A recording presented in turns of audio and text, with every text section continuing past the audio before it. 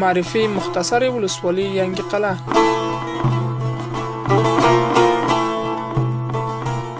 ولسوالی ینگی قلعه یکی از ولسوالی‌های شهرگانه ماورای کوکچه ولایت تخار است که در شمال این ولایت موقعیت دارد.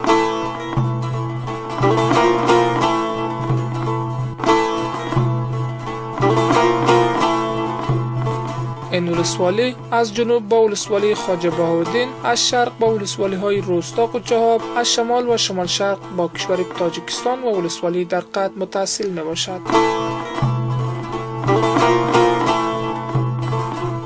ینگی قلعه کلمه ازبکی و یا ترکی است که در زبان دری قلعه نو را ifade می کند.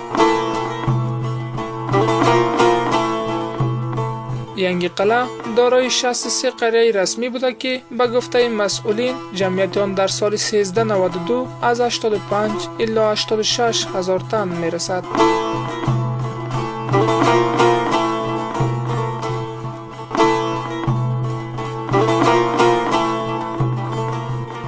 این ولسوالی در بین دریاهای خروشان، جنگل‌های فراخ و وسیع، باغ‌های پر از میوه‌جات، کوه‌های بلند و پر از پسته‌ها، زمین‌های هموار و آبی و للمی، دشت‌های سرسبز بوده که در جوار دریای 5 پهلو زده و باعث زیبایی این ولسوالی شده است.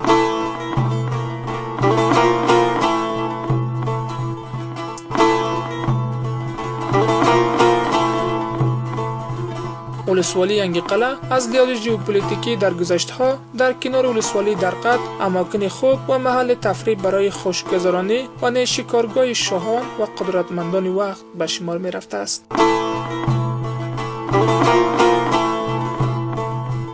در ینگی قلعه اقوام مختلف زندگی می کنند.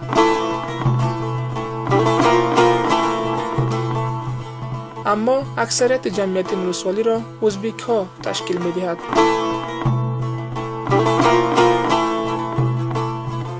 در پهلوی ازبک ها نیز برادران تاجیک، پشتون، هزاره، گجور، بلوچ، کوچی، بیات، قندهاری و غیره در سقف یک چتر با هم زندگی دارند.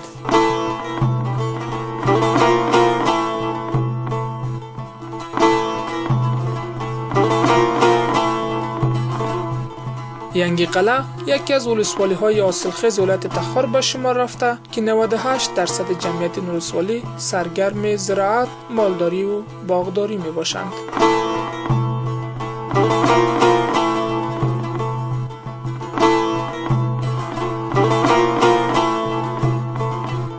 انگور، انار، آلو، سیب، ناک، شفتالو، زردالو، آلوبالو، توت، پسته، تربوز، خربوزه و نیز برنج، گندم، جواری، جو، نخود، ماش و غیره از یافته‌های زراعتی و باغداری این ولسوالی محسوب می شود.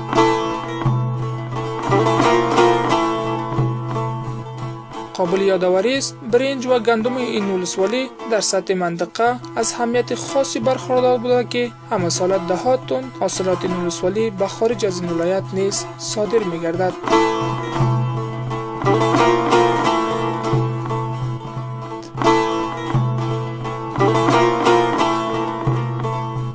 گلیم بافی، بوری بافی، چپندوزی، جیلک دوزی، موردوزی، لباس دوزی، دستمال دوزی، بوت دوزی، چنبوس دوزی، ریسمان بافی، پرده دوزی، شال بافی، کلاه بافی، قندوزی و نیز در بخش آهنگری و نجاری کلند، بیل، تبر، تیشه، داس، چاقو، کفگیر، آهن قلبه، کلکین، دروازه، تخت، صندلی، الماری و غیره داشته های صنایع دستی مردم ولسوالی ینگی قلعه محسوب شده که از زمانهای سابق به آن دسترسی دارند.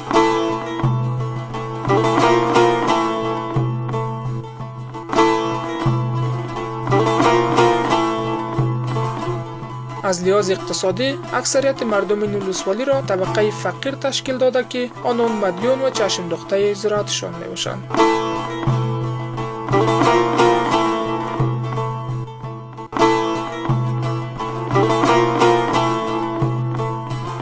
با این همه فراز و نشیب‌ها دولت جمهوری اسلامی افغانستان در طول 17 سال گذشته چندان برای بهبود زندگی این مردم توجهی نکرده است.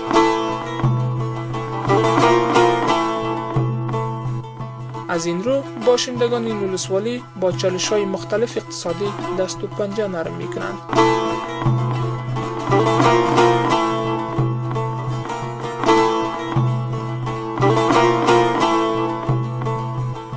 میله های بهاری یکی از فرهنگ دیرینه این مردم به شمار می رود.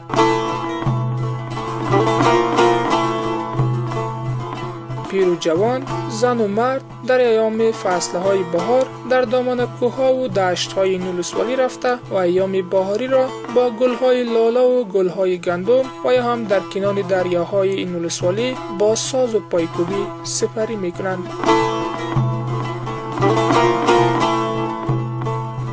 مردمان این ولسوالی با حفظ فرهنگ محلیشان معمولاً پیران تنبان بر تن می‌کنند.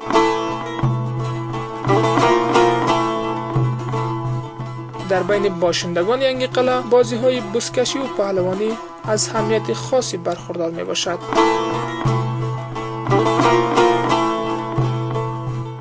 و در پهلوی بزکشی و پهلوانی بازی‌های همچون کانگفو، اوشو، فوتبال، والیبال و غیره طرفداران زیادی را نیز در بین جوانان ولسوالی دارد. در پهلوی این همه ینگ قلعه چوپاندازان مشهور، پهلوانان، علما، بزرگان، قهرمانان، شاعران، فرهنگیان، شخصیت‌های علمی، استادان توانا، جوانان نخبه و تحصیل کرده ها را هم نیز پرورانده است.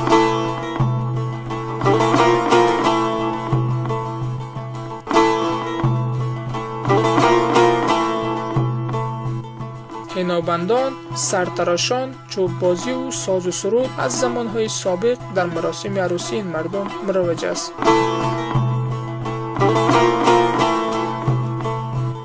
با آنکه ینگ قلعه در طول جنگ‌های داخلی از فاجعه ویرانی، آوارگی و بیسوادی در امان باقی نمانده و زیان‌های زیاد را نیز متقبل شده است. از این رو تخمیناً 80% این مردم با علل مختلف از نعمت سواد محروم ماندند.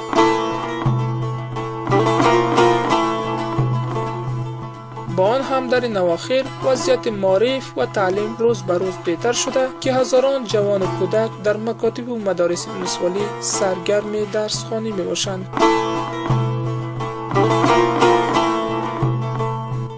به گفته مسئولان معارف این ولسوالی در ینگ قلعه مجموعاً 23 باب مکتب وجود داشته که از آن جمله 5 باب ابتداییه، 5 باب متوسطه، 13 باب لیسه می باشد.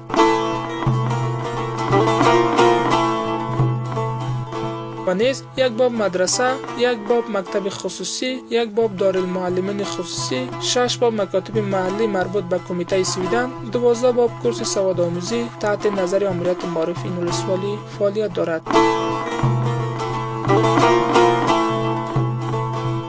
که اکثریت مکاتب دولتی این ولسوالی فاقد ساختمان بوده و شاگردان در فضای باز و یا هم در سقف خیمه‌های سوزان درس می‌خوانند.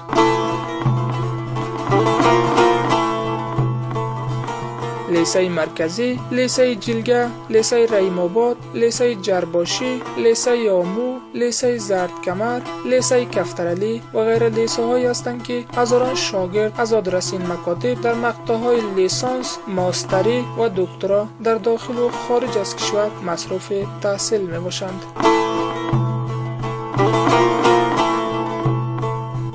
در این ولسوالی 10 مرکز صحی فعالیت داشته که از آن جمله 3 مرکز صحیان دولتی می باشد.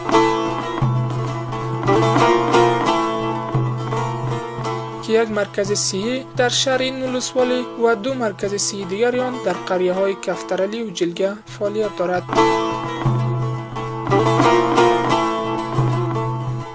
مردمان این ولسوالی با مشکلات‌های گوناگون از جمله عدم دسترسی به آب صحی آشامیدنی که یکی از مشکل اساسی این مردم میباشد، در بیشترین مناطق دوردست این ولسوالی از آب جویبار و چشمه‌ها استفاده می‌شود.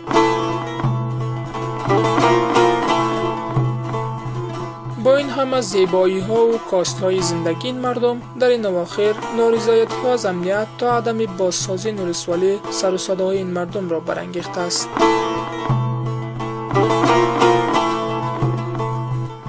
اسفالت سرک عمومی، اعمار پل و پلچک، اعمار بندهای برق، مفرچه ها به آشامیدنی، کمک و همکاری در سکتورهای زراعت و مالداری، اعمار یک شفاخانه در مرکز این ولسوالی، احیای کلینیک‌های سیار در مناطق دوردست، بازگشایی سرک‌های فرید در مناطق دوردست، اعمار مکاتب و مدارس، فراهمسازی کار برای مردم و جوانان، کاریابی و راه‌اندازی کارگاه‌ها برای زنان و غیره آرزوهایی است که مردم ولسوالی از سالهای دور و دراز در ذهن خویش دارند.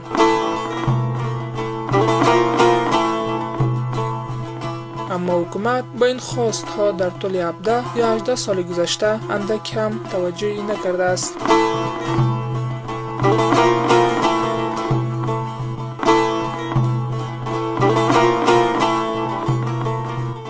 و در آخر دیده شود که این خواستها چه زمانی تحقق پیدا خواهد کرد.